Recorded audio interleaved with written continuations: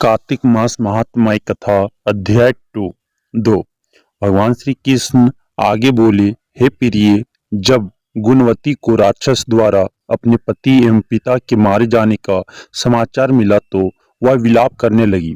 हाँ हे नाथ, हाँ हे पिता, मुझको त्याग कर तुम कहाँ चले गए?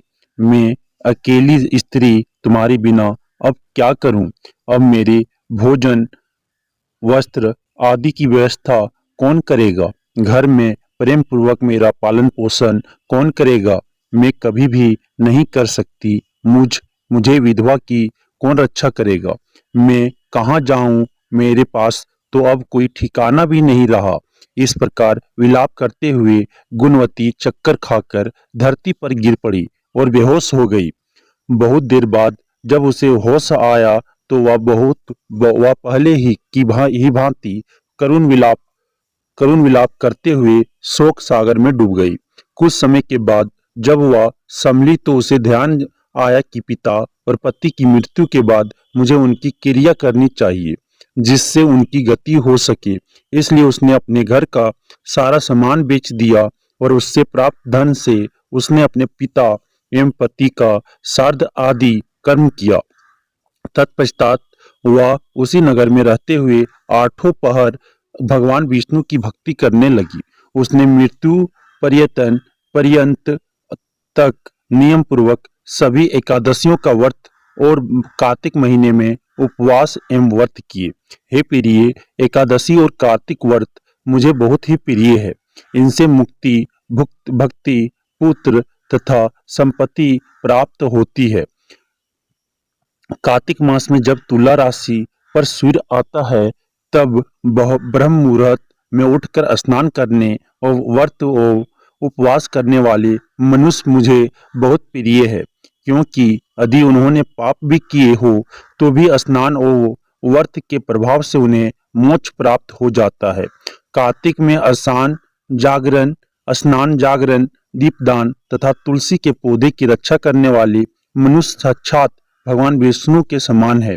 कार्तिक मास में मंदिर में झाड़ू लगाने वाले, स्वास्तिक बनाने वाले तथा भगवान विष्णु की पूजा करने वाले मनुष्य जन्म मरण के चक्कर में से छुटकारा पा जाते हैं।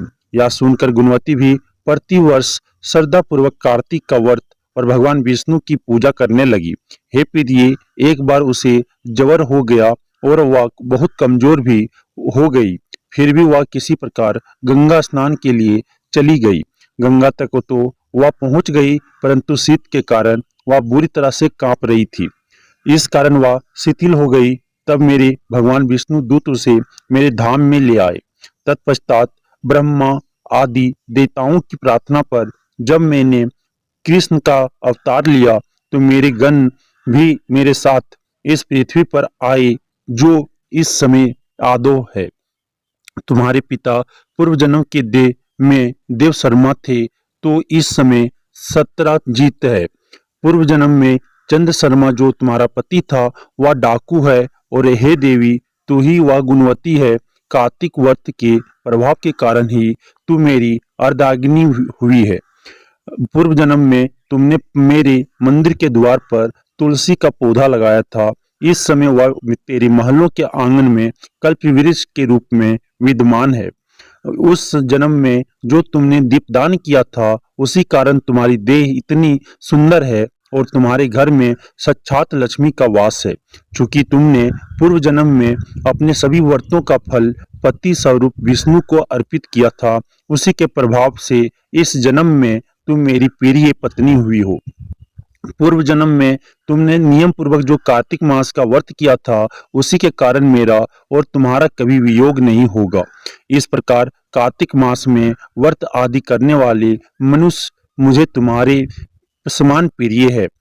दूसरे जप, तप, यज्ञ, दान आदि करने से प्राप्त फल कार्तिक मास में किए गए व्रत के फल से बहुत थोड़ा होता है, अर्थात कार्तिक मास के व्रतों का 16वां भाग भी नहीं होता है।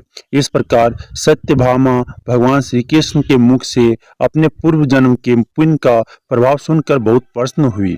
इति श्री कार्तिक कथा अध्याय 2 समाप्तम।